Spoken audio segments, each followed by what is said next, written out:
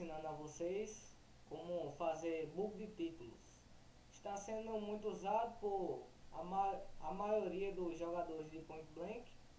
Estou usando aqui uma conta banida para não correr o risco. É importante ou bom que vocês tenham todos os slots abertos para fazer esse bug. Então, vamos lá. Você precisa estar com tudo vazio. Aí então você tira o cabo da internet, só que tem que fazer tudo muito rápido. Deixa eu escolher, deixa eu ver aqui. Esse mesmo.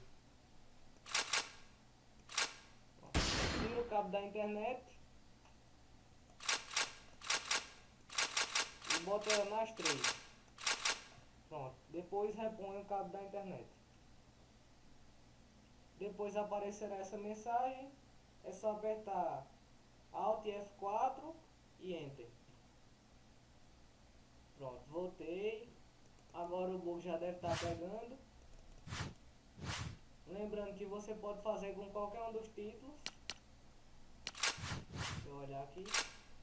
Pronto, tá aqui. Esse que eu usei da precisão level 3.